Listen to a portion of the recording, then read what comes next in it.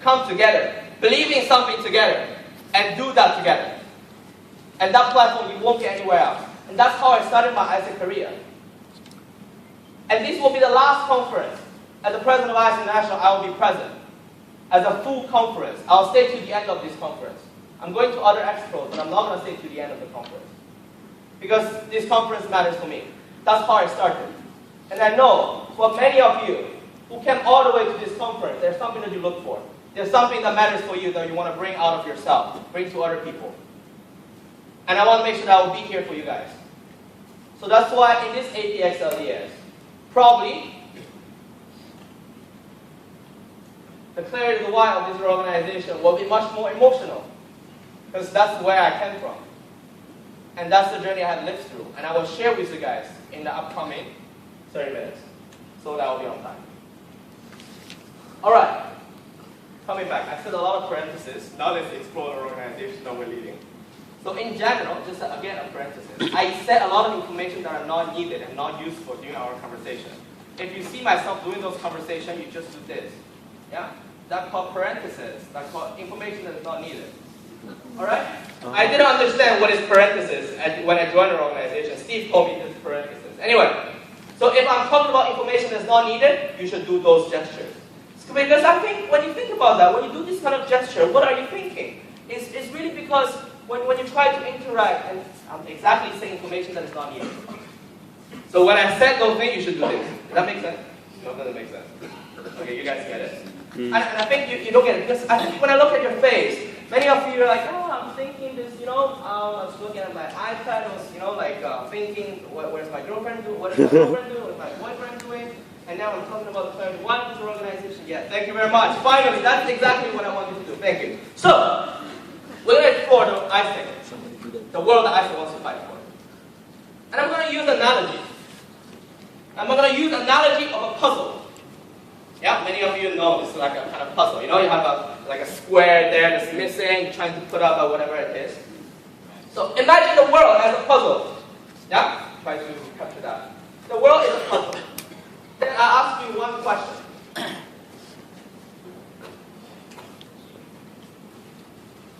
What is the world if the world is a puzzle? How does this puzzle look like for ISEC? The puzzle look like for ISEC is peace and fulfillment of humankind's potential. And you don't need to ask me why. Why? That's a fact. It was created. And you don't need to ask me why it was there. That's how this organization was created. There's nothing to be challenged about because that's history. You can disagree, you can agree. That's just history. As a fact. As a fact, ISEC is an organization established in 1948. We want to see a world that is peace and fulfillment of humankind's potential. And imagine that kind of world is this kind of beautiful puzzle that I put here. Yeah? Try to connect this picture, peace and fulfillment of humankind's potential, with this beautiful puzzle. Alright? Now, there's nothing to challenge about the history because it was a fact. But what we need to challenge about is, it's been 64 years, in fact it's been 65 years. Is this still relevant? That's the question you need to challenge. I went to my induction conference, and there's an MCVP from Costa Rica. His name is Juan Cajal. He became a PI afterwards. He was talking the reason why ISEC exists in a very strong Spanish accent English. I didn't understand anything. I didn't understand anything. But anyway, they give these ISEC way handouts. I look at that. Peace and fulfillment of humankind's potential. I went to this guy and said, man, 64 years ago, why is this still relevant today? Have you ever wondered why is this still relevant today? Why is something that's been created 64 years ago is still relevant today? 64 years ago, the world is creating what? That's creating what? That's true. But also the world was creating like a car that cannot go more than 80 kilometers per hour. Now cars go more than 500 kilometers per hour. That is a different world that we're talking about. Not just about world and peace. It's also about technology and everything. The world is different. Is peace and fulfillment of humankind's potential still something what we need? We cannot take that for granted.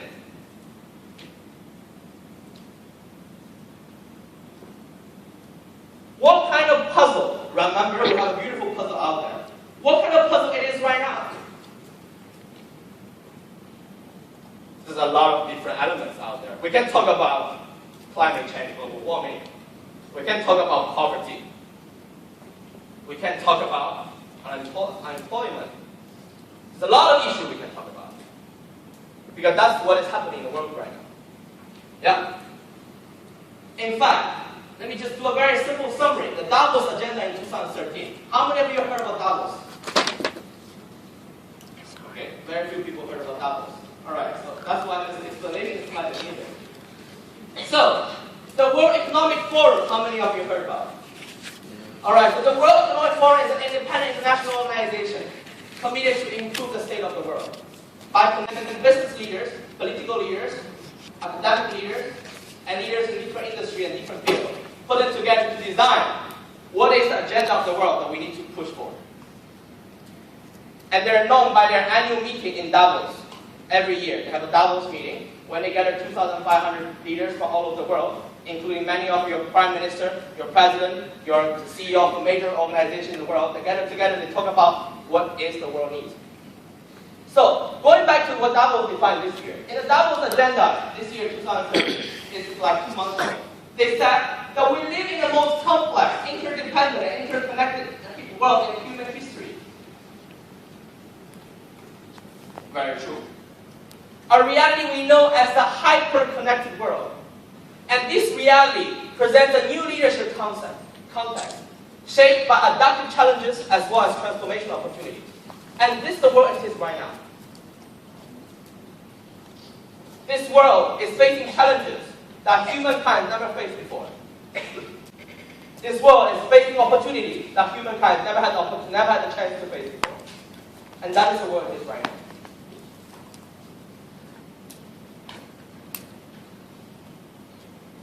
And therefore, we ask for ourselves, is this the world, the beautiful puzzle that we put from the beginning? This world is obviously not the beautiful puzzle that we want to see. There's peace and fulfillment of humankind's potential is not there. And that is the moment that we ask for ourselves, do we still want peace and fulfillment of humankind's potential? And I think the smartest decision that this organization's founder have ever made is because peace and fulfillment of humankind's potential is so broad that you cannot disagree with, unless you're anti-human. Right? If you're anti-human, like, I don't want peace. I don't want fulfillment of humankind's potential. I want war. I want people to not be able to realize their potential and fail. I don't believe that any one of you here will believe in that. And I tend to believe the majority of people in the world don't believe in that. So that's the smart point of our ancestor, not our ancestor, of the founder of this organization. So they decided that they want to bring this world to the ideology that people will all agree upon. As long as the world is not there yet. And then we say, okay, fine. You defined that 64 years ago. That's good, okay. And now I take a look at the world as it is right now. Okay, it's not there yet, and I want the world to get there. Fine. And that's the moment we decide, okay, I agree with peace and fulfillment of humankind's potential. Because I feel part of that, and I know the world is not there yet, and I want to be there. Yeah? But then we ask ourselves the next very important question. What is the role of a youth organization to bring the world to peace and fulfillment of humankind's potential? And I guess that question is more practical. Yeah, we want peace and fulfillment of humankind's potential. What do you do? Are you doing anything that is getting the world getting there? And that question is very hard. Because this topic is very big. What can you do to get the world to peace and fulfill humankind's potential?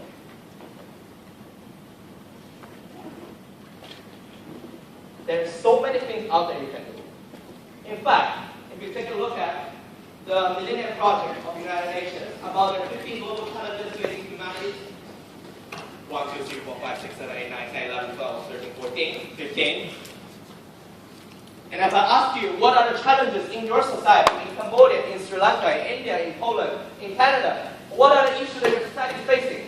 you're going to list at least 100 different issues off of your mind without even thinking, without even doing any research. Because there's so many problems, and there's so many opportunities. What do we catch and what do we grab? That is not a given condition. That is a decision. It's a choice. If we believe in a world that is about peace, that is about fulfillment of humankind's potential, what do we do about that? That is a choice. What is your choice?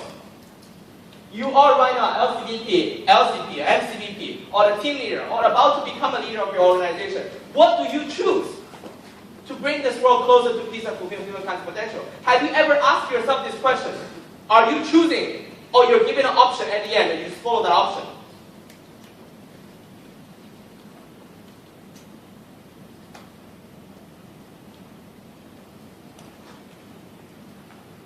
And I believe there are always different issues, hundreds of millions of issues in the world.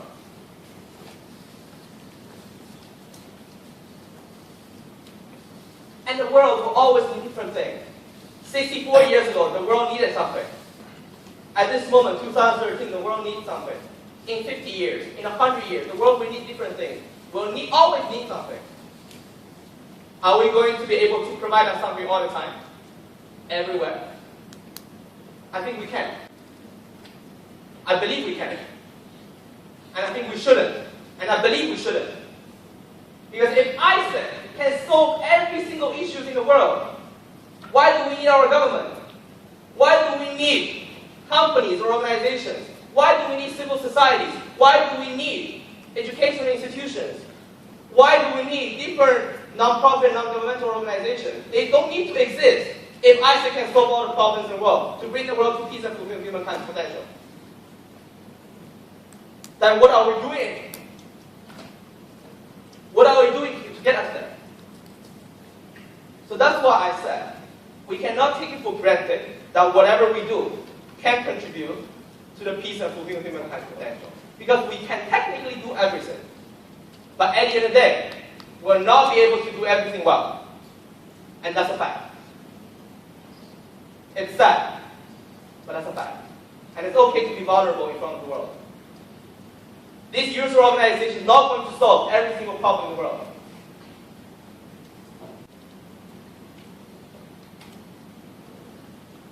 It's hard to admit that, but that's true. But then we as an organization, we made a conscious choice. I don't know whether you made a conscious choice. I made a conscious choice. I know many people made that conscious choice. Staying in this organization, leading this organization, because we believe, even though there are hundreds of millions of issues in the world, the solution can be fundamental. And the solution can be something that is constant. In 1948, that will be the solution. In 2013, that will be the solution. In 50 years, in 100 years, that will always be the solution. And that is what we choose to focus. That is what we choose to do, to bring the world to the world that we want to see. And what is that? And that is leadership. Because the world needs leadership. There are 15 different global challenges defined by the United Nations Millennium Projects. At the end of the day, leadership is what's going to make them move. There needs to be leadership for someone, for volunteers, to go to the ground,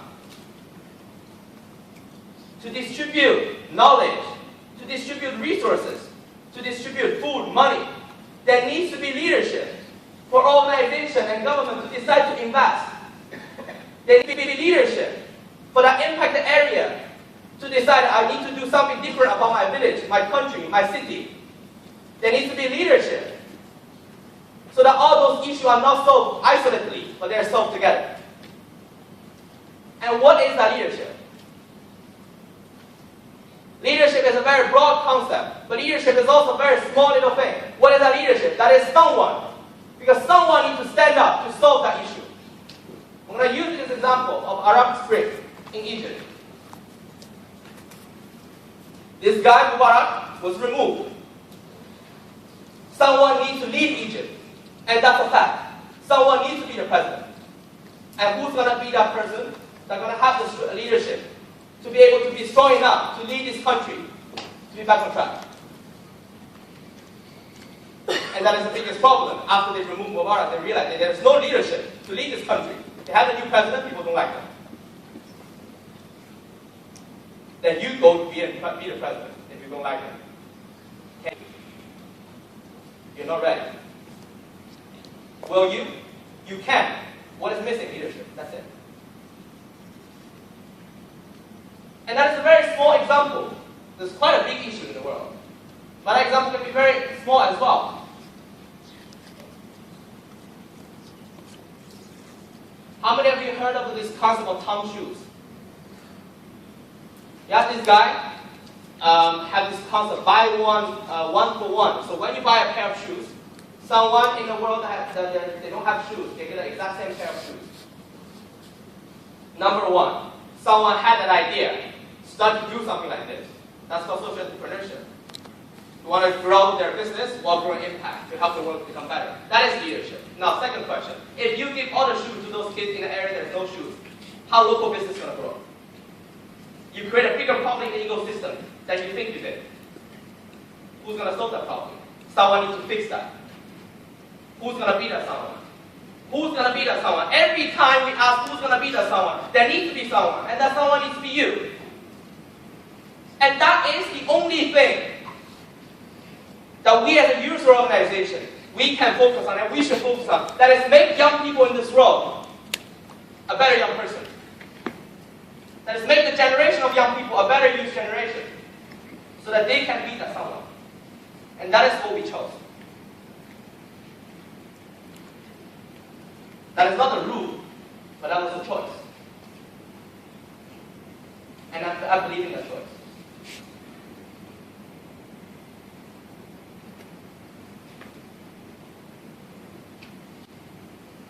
Because, again, use this, in Davos agenda, this is we talk about a lot about resilience in leadership.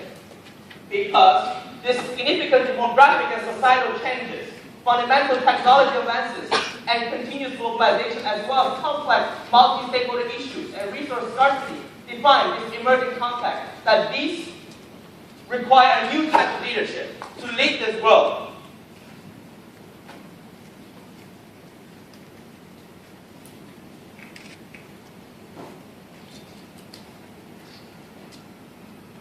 And we believe it's not just about leadership as needed, but we believe leadership can be developed. If I say, yeah, this leadership is important, leadership is going to drive everything, can we develop leadership? If we can, then we don't need to talk about that. We're talking about something that makes ourselves even more thirsty, because we see the needs and we cannot supply them. But we as an organization, the moment we chose to believe leadership is what is going to help us to bring this world closer to the world that we want to see, we also choose to believe that leadership can be enabled and developed by this platform. That is a choice. And I believe in that choice. And that is why in ISEN we define our impact. Our national platforms enables young people to explore and develop their leadership potential for them to have a positive impact on society.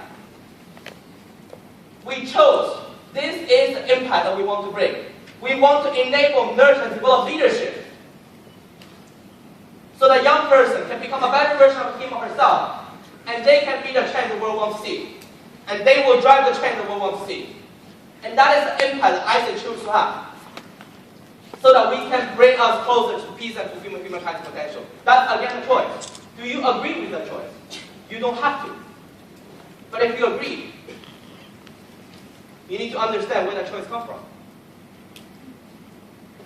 Now, many times we all believe that I live in our own bubble.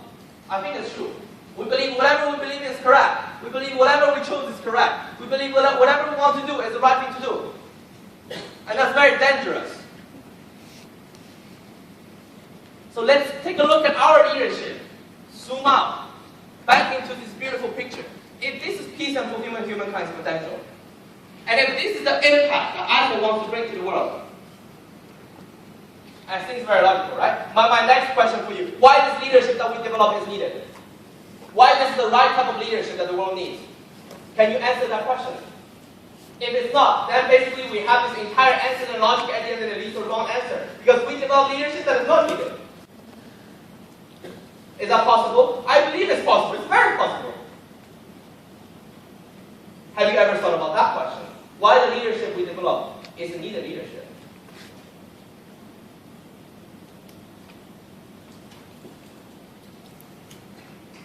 And this is an even harder question, because that's very cruel.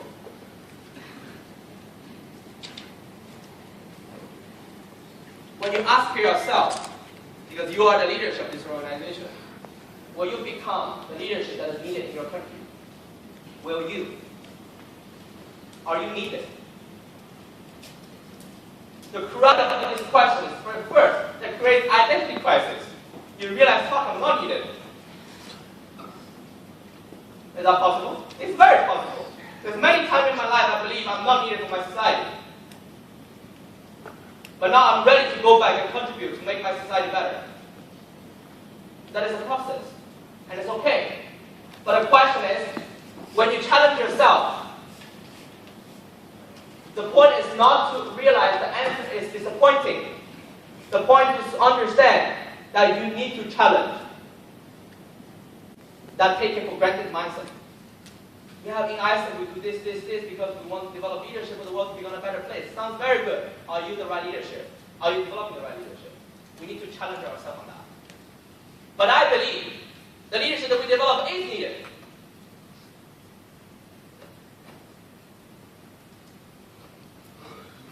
We already talked about, in this fast-changing new context of the world, we need a new type of leadership.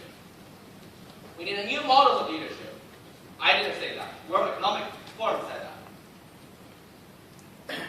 And I believe, to the large extent, that represents the need of government, of society, of civil society, of business, of intergovernmental organization, of educational institutions. They believe the world needs a new type of leadership, needs a new model of leadership. Now let's take a look at whether ISEC is to be able to develop that kind of leadership. Because we're not an expert to define what is leadership that we need. Let's take a look at whether experts can validate whether or not we're doing the right thing. So, this year, I'm currently sitting on the Global Agenda Council of New Model of Leadership of World Economic Forum, together with other governmental leaders, CEOs, and senior professors and deans of Columbia University, of INSEAD from Paris, and London Business School, to contribute what new models of leadership that young people can bring. So I was in that conversation of what is the needed new leadership on behalf of ISEC. And the outcome of that conversation, what is the needed leadership? I will share with you one of the major outputs from this guy called Yoshiko Hori. I don't know whether any Japanese that know this person. He's Asia's top 5 influential business figure by Times, and he's the chairman of Globus University in Japan. So, on behalf of the Council of the New Models of Leadership, we define the 3 essentials for leaders in a new context of the world are needed. Number 1, business framework. Number 2, conceptual skills. Number 3, and human skills. What does it mean? Business framework, because leaders are no longer themselves. They need to have a format of organization and structure to help them to be able to lead. That's why leaders need to understand how strategy, structure, marketing, organizational organizational cultural engagement, all those business framework, the leader needs to understand that. And number 2, that's just a framework. Number 2 is conceptual skills. What is conceptual skills? That means leader in this multi-stakeholder situation needs to be able to understand when to take what kind of decision. When you see different situations, different scenarios, what decision to be made, what decision not to be made. That is your quality of decision making, and that is your conceptual skills. And last but not least, is to be able to be yourself and to get others involved and lead them. And these 3 are essentials for the new models of leadership to be able to lead the generation for the world to become better. And last but not least, he adds, most importantly, apart from those 3 elements, in the center of those essentials, there's one thing called kokorotashi. That means your personal resolve the mission of your life. What do you want to bring to the world? And these three essentials plus the personal resolve made a new models of leadership that the world needs right now. I didn't say that. I didn't say that. The World Economic Forum says so. That is a joint conclusion of different parties of the world. Now, the more interesting part is, if these are the needed new models of leadership, if it cannot be developed, it's kind of, again, this kind of a nice you have thing. Yeah, you talk about this very fluffy leadership concepts. How can we do anything about that? And we believe it's not just about a concept. It's about developing these frontier competencies required an inner and outer journey of leadership. And the council members jointly agree there is a way for someone to develop the new models of leadership, to develop the frontier competence. What is the inner and outer journey of leadership? The outer journey of leadership is about a person being put in a challenging environment. Basically, a very cliche terminology we always use. Going out of your comfort zone. We think it's very cliche. It's kind of a very advanced terminology in the world. But anyway, one person, put that person into a challenging environment so that this person is facing problems, issues that he or she never faced before. Facing people that they have never met before.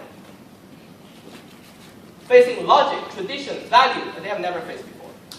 Therefore, being challenged. Being challenged massively. And then what? The outer journey requires that person to have a risk-taking attitude. What is that risk-taking attitude? Because when you're put in such an environment, if you do exactly everything the way that you did it before, you will fail for sure. So you need to make yourself adapt to the new environment.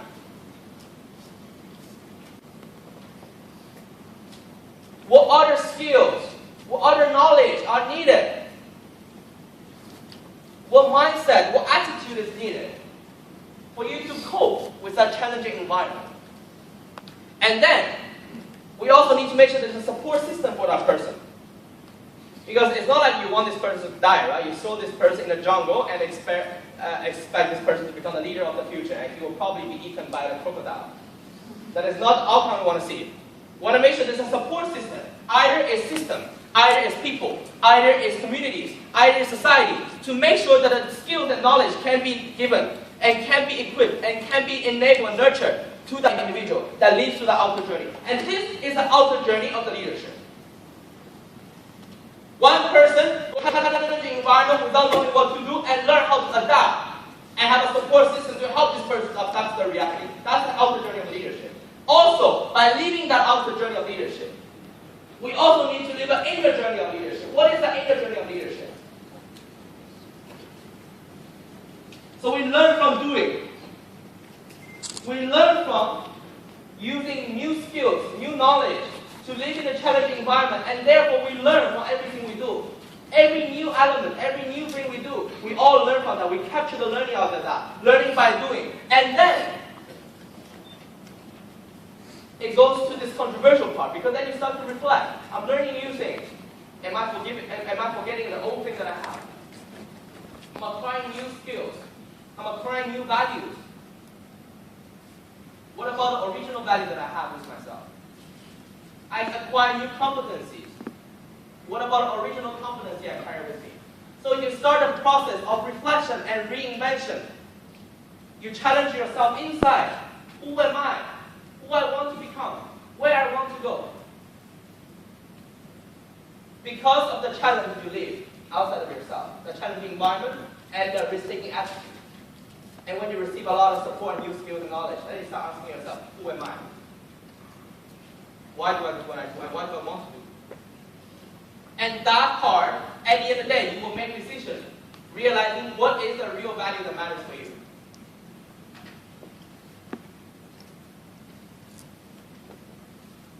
Because at the end of the day, human beings make decisions because what matters for them the most. I decided to go back to China after my president vice international term. Because I want to be close to my family. Because I care about my society. And that's why I want to go back to China. Regardless of what opportunities are out there in the world. Because this matters for me. And that's how I make decisions, because that's my value. And when you live through that inner journey, thank you very much. When you live through that inner journey, that reflection and reinvention process, you become a new you because you grow. And when you combine both the outer journey and inner journey, if I ask yourself, does that sound familiar? I think it sounds very familiar because that's the experience you're living now.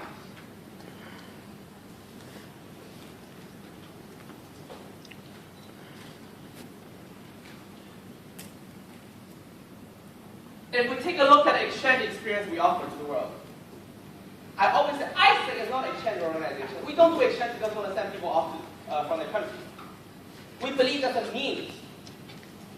That's a way to develop leadership. If you think about that, I said I went to Canada when I was a trainee. So when I landed Accra in Ghana, I realized, I go in there after I finish my LCB 10. I feel like I'm the smartest person in the world. I can do anything. And I was very slim. So I think I have a lot of energy. And I get a lot of weight there, eating a lot of potatoes. But then the point is, when I landed there, I was immediately being put in a challenging environment. I don't understand their local language. I don't understand their environment. I was working for West African AIDS Foundation. I don't understand anything about their culture. I was working in the NGO with a group of Nigerians, Ghanaian, and Ivorian from Cote d'Ivoire. And I was the only white guy. They think I'm white. I'm yellow, not white. And I was put in that environment. And I was so stupid enough to believe that I can lead them successfully. Believe that I can lead in a multicultural context. I tell them, let's design a fashion show to do fundraising for the NGO. And all those people, like 4 people, they're sitting there, yeah, whatever. I was like, guys, believe in me, we can do this is the plan, 1, 2, 3, 4, 5, 1, 2, 3, 4, 5. They're like, okay. And I said, fine, I'm going to do it myself. So I went myself to see those local designers, to see those different sponsors and different model agencies, try to organize that shit. And every day I need to take 4 hours going to work and 4 hours coming back. Because there's only one road. Now they have a new road called the Road of America because the state government built that road for them. They only had one road when I was there. And I got stuck in the middle of the traffic all the time. And their bus has no even wheel. They have this stick and they're driving with a stick. And that was the environment I was being put. And it's 35 degrees every single day. Because it's the equator, it's like a tropical area, and I was sweating like a pig. The only happy moment I have every day is when I go to eat. Literally. I was so looking forward to lunch, I still look forward to dinner, even though I don't have much money, so I only have one small little piece of chicken with a lot of rice. And I'm very, very happy. And that was the environment I was put in. And I told myself I need to adapt to that, otherwise I will fail. I wait on the downstairs of the model agency for 4 hours because the owner of the model agency keep on telling me, I'm coming. I wait for